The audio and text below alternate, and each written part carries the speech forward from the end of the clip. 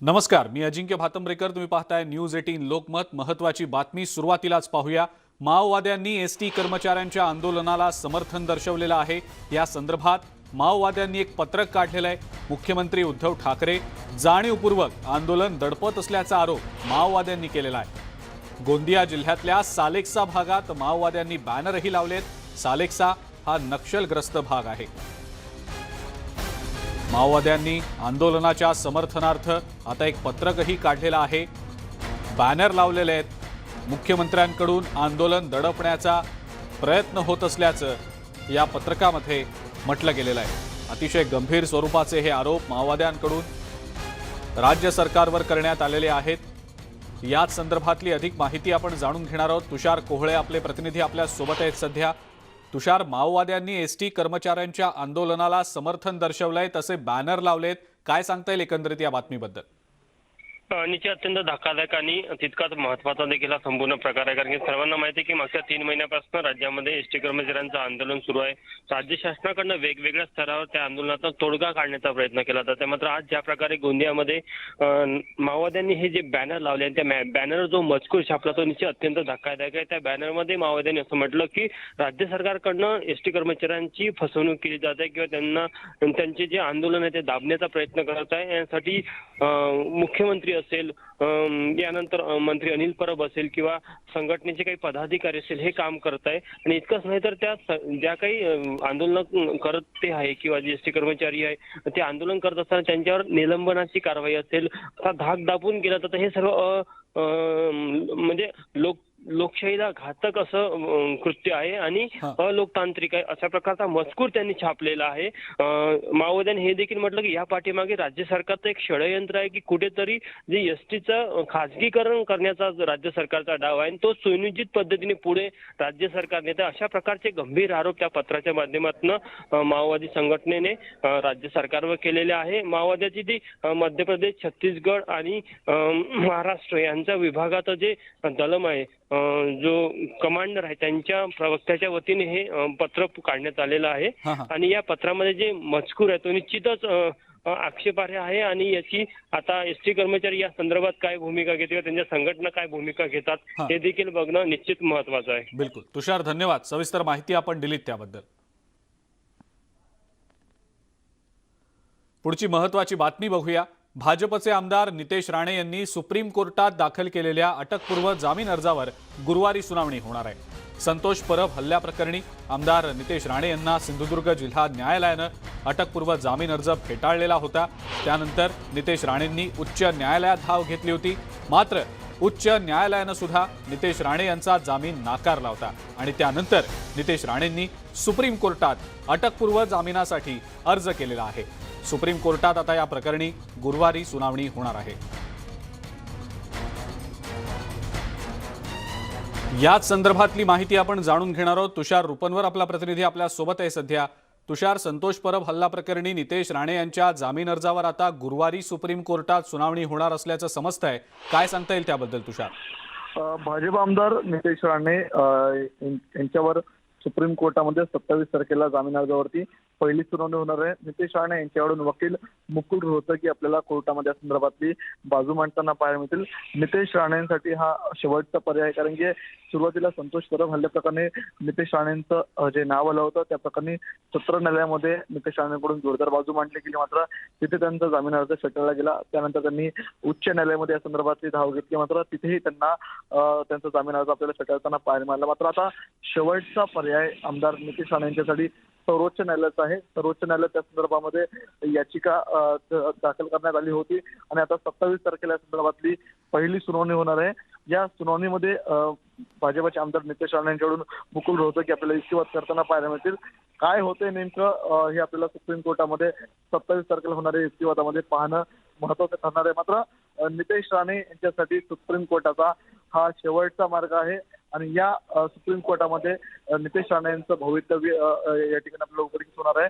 नेमकं नितेश राणे संदर्भात काय सुप्रीम कोर्ट फैसला घेते आपल्याला काही काळामध्ये पाहणं महत्त्वाचं ठरणार आहे. मात्र राज्य सरकारकडून देखील या संदर्भामध्ये आपल्याला वकिलांची फौज तैनात करण्यात आलेली आहे. राज्य सरकारचे वकील देखील या संदर्भामध्ये आपल्याला म्हणजे तुषार, एकंदरीतच गुरुवारी सुप्रीम कोर्टात होणाऱ्या सुनावणीमध्ये नितेश राणे यांना दिलासा मिळणार का हे पाहणं महत्त्वाचं ठरेल. धन्यवाद सविस्तर माहिती दिली त्याबद्दल. न्यूज 18 लोकमतच्या बातमीचा पुन्हा एकदा इम्पॅक्ट झालाय. नाशिकमधल्या उड्डाण पुलासाठी आता वृक्षतोड केली जाणार नाहीये. न्यूज 18 लोकमतशी बोलताना पालिका आयुक्त कैलास जाधव यांनी हे आश्वासन दिलेलं आहे. झाड वाचवण्यासाठी गरज पडली तर पुलाचं डिझाईन बदलू असं जाधव यांनी सांगितलंय. या पुलामुळे इथली जवळपास 500 झाडं तोडली जाणार होती. वृक्षप्रेमींनी याला कडाडून विरोध केलेला होता. न्यूज 18 लोकमतनं सुद्धा हा मुद्दा उचलून धरलेला होता.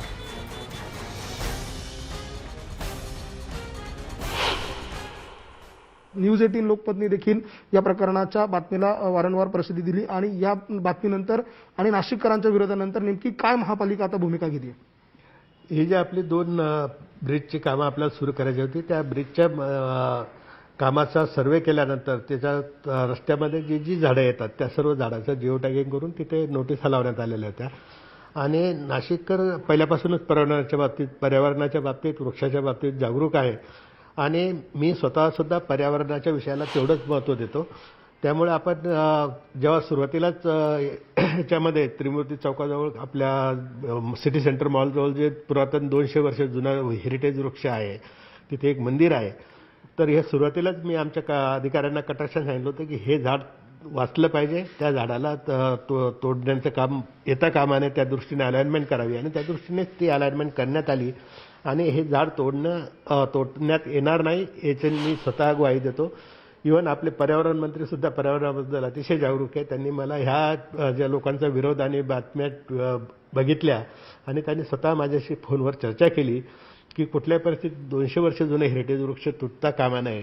आणि मी त्यांना सांगितलं की यासंबंधी मी स्वतः आधीपासून काळजी घेतलेली आहे आणि तो वृक्ष तोडला जाणार नाही. ही झाडं वाचवण्यासाठी रस्त्याची जी डिझाईन आहे पुलाची ती बदलण्याची वेळ आली तर ती देखील बदलली जाणार आहे का? यासंबंधी मी आता एक आमच्या अधिकाऱ्याची कमिटी तयार केली आहे. त्याच्यामध्ये नगर विकासचे अधिकारी आहे, उद्यान विभागाचे अधिकारी आहे, इंजिनिअरिंग विभागाचे अधिकारी आहे. यांना मी त्या रस्त्याचा आणि आमचे आर्किटेक्ट या प्रकल्पाचे यांना त्या रस्त्याचा सर्वे करण्यासंबंधी सूचना दिलेल्या आहे. जिथे कुठे एखादं झाड त्या पिलरच्या जागेवर येत असेल तर ते पिलरची 1, 2, 4, 5, 10 फूट जागा बदलून आणि कुठल्याही स्ट्रेंथला किंवा मजबूतीला पुलाच्या धोका होणार नाही याची खात्री झाली तर ती मागे पुढे अलाइनमेंट करून सुद्धा आपल्याला ते करता येईल. आपण आता सिमेंटची ग्रेडही बदललेली असल्यामुळे पिलरची साईज पण छोटी झालेली, त्यामुळे जास्तीत जास्त झाडं वाचवणे हाच माझा प्रयत्न राहील. तसं जिओ टॅगिंग करून एकदा मी गुगल मॅपवर सुपरइम्पोज करून ती सर्व झाडाचं लोकेशन बघून त्या दृष्टीने गरज पडली तर अलाइनमेंट आणि डिझाईन बदलण्याचा प्रयत्न केला जाईल. कुठल्याही परिस्थितीत हे झाड तोडलं जाणार नाही असं आश्वासन पालिका आयुक्त कैलास जाधव यांनी दिलेलं आहे. त्यामुळे नाशिककरांच्या आणि न्यूज 18 लोकमतच्या लढ्याला हे एकूणच यश म्हणावं लागेल. व्हिडिओ जर्नलिस्ट हेमंत बागुलसह लक्ष्मण घाटोळ, न्यूज 18 लोकमत, नाशिक. मुंबई शहरचे पालकमंत्री अस्लम शेख आता एका नव्या वादात अडकलेले आहेत. कारण अस्लम शेख यांच्या मालवणी मतदारसंघातल्या एका मैदानाचं नामकरण टिपू सुलतान असं करण्यात येत आहे. उद्या संध्याकाळी या मैदानाचा लोकार्पण सोहळा पार पडणार आहे. मात्र मैदानाचं नाव टिपू सुलतान असं करण्यात येणार असल्यामुळे भाजप आणि विश्व हिंदू परिषदेनं या संदर्भात आक्षेप नोंदवलेला आहे. त्यामुळे या मैदानाच्या नावावरून पुन्हा एका नव्या वादाला तोंड फुटल्याचं पाहायला मिळत आहे.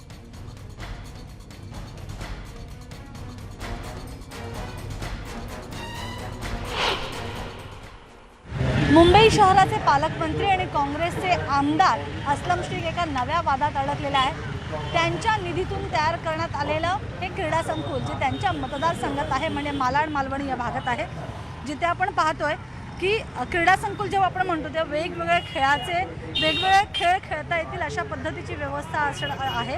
आणि याच्यामध्ये सध्या अजूनही आपण बघितलं की मॅचेस सुरू आहेत क्रिकेटच्या, तर दुसरीकडे व्यायामाची आणि लहान मुलांना खेळता येईल अशी ही छोटीशी सोय करण्यात आलेली आहे.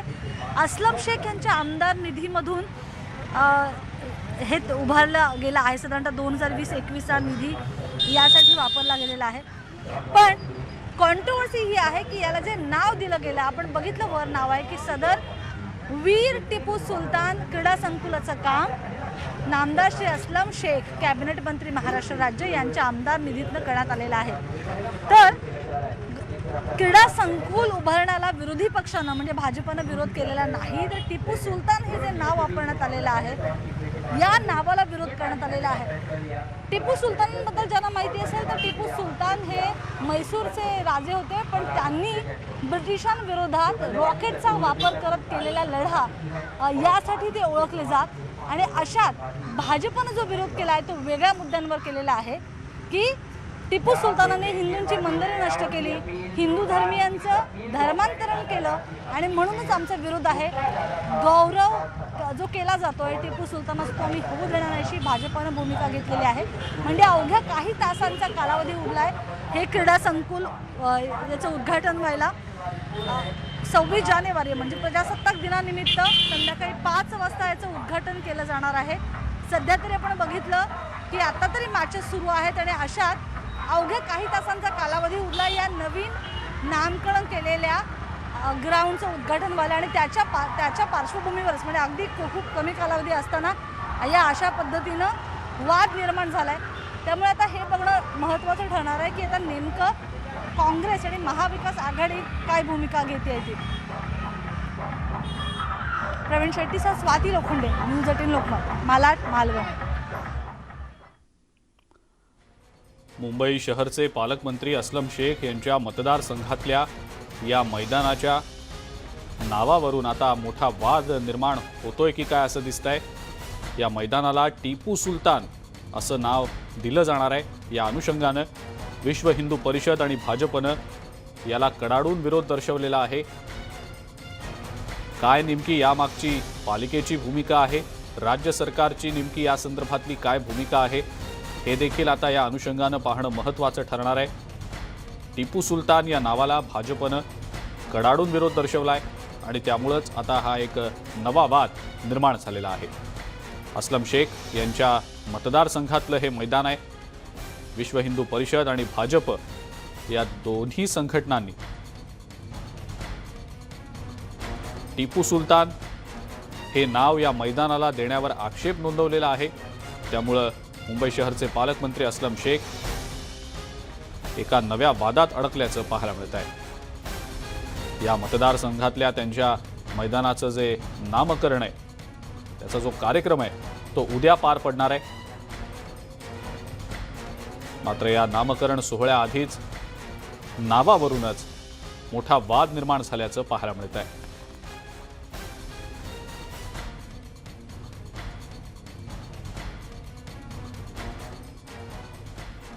या सगळ्या संदर्भामध्ये मुंबईच्या महापौर किशोरी पेडणेकर यांनी नेमकी काय प्रतिक्रिया दिली आहे ते देखील पाहूया.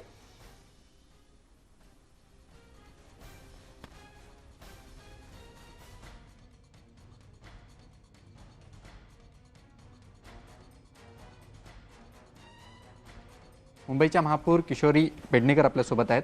मॅडम, ज्या पद्धतीनं हा वाद निर्माण झालेला आहे, काय प्राथमिक माहिती आहे त्या बाबतीत? मी तुम्हाला याच्यामध्ये अगदी खुलेसेवार सांगेन. आज जे काही पालकमंत्री असलम शेख यांनी स्पोर्ट्स कॉम्प्लेक्स हा कलेक्टर प्लॉट आहे, त्याच्यावरती स्पोर्ट्स कॉम्प्लेक्स म्हणूनच त्याची रिझर्वेशन आहे. ते मंत्री महोदय असल्यामुळे, पालकमंत्री असल्यामुळे त्यांनी तो चांगल्या बऱ्यापैकी त्यांनी तो डेव्हलप केलेला आहे. लोकार्पण सोहळा व्हायचा आहे नवीन काम केल्यामुळे. आणि आमची पहिल्यापासून त्या प्लॉटवर राणी लक्ष्मीबाई असं नाव द्या ही आमची ऑलरेडी मागणी आहे. आज आमच्या अनेक लोकांनी तिथे आंदोलनही केलं. मला एकच सांगायचं आहे, ज्या भारतीय जनता पार्टी घसा फोडून टावं फोडून या गोष्टीला विरोध करते, एकतर आज आंदोलन तिथे चालू होतं, त्या आंदोलनामध्ये एकतर असं मानायचं का जिथे आंदोलन चालू होतं तिथे भारतीय जनता पार्टीचं काहीच अस्तित्व नाही. जर आंदोलन चालू आहे आणि तुम्हालाही वाटतंय की क्रूर कर्मा टिपू सुलतान नाव नाही द्यायचं तर जॉईन का झालं? माझा उलटा प्रश्न आहे, जॉईन का झालं? का वाद नुसते शाब्दिक वाद वाढवत राहायचे लोकांना गुमरान करायचं, एका विषयावर 14 लोकांनी उड्या मारायच्या भारतीय जनता पार्टीच्या नेते लोकांनी. आजही आमचं म्हणणं आहे त्या प्लॉटला जो स्पोर्ट्स कॉम्प्लेक्स आहे त्याला राणी लक्ष्मीबाई स्थानिक तिथले नगरसेवक आहेत किंवा स्थानिक शिवसैनिक आहेत त्यांची मागणी आहे.